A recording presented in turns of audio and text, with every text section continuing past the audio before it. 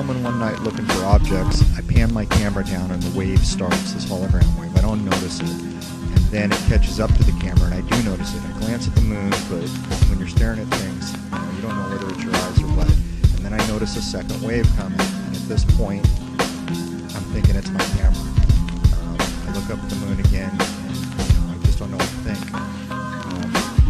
I save the clip out, I don't delete it. I almost did. And I look at it for quite some time, weeks maybe. Looking at it over and over, and I'm realizing that this is not the way a digital camera malfunctions. This is an organic line, no pixelation, no shredding of the signal. And it finally dawns on me that the pan of the camera proves it. When I pan down, and I usually don't shoot this way, I usually stay centered, almost always stay centered, trying to increase my odds of catching something unusual. But when I pan down, the wave starts, and I pan in front of the wave, which catches up to the camera, and that is the proof in the pudding. You'll notice a couple things. The wave looks like it bulges in the center as if it's going down. If you stop the frame and measure it, you'll see that the sides are lower than the center, so there's kind of a bulge. And it's also tilted a little bit, and it mirrors the tilt of the poles of the moon. I haven't measured it exactly, but visually you can tell. And you can see structure and stuff under there.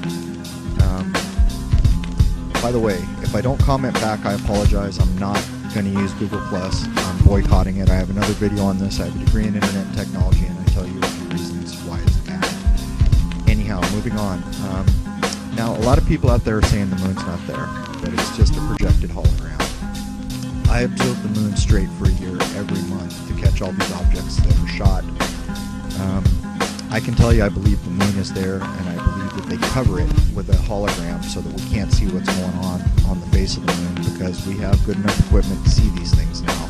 So what I did is I bought a cheap light spectrum tool and a prism, and I observed daylight, I observed false light, man-made light, light bulbs and things like that, and then I shot through my telescope and just off a full moon the spectrum of the moon with a prism and the light spectrum tool. And it's not 100% scientific, but I can tell you that it's damn close to sunlight. So if the light I collected is off a hologram, it's a damn good one. Again, my guess is that when the moon's in like quarter phases or slivers or other things, you're actually looking at the moon. I think when it starts to get full or well lit on the face, they cover it with a hologram so that we can't see what they're doing under there.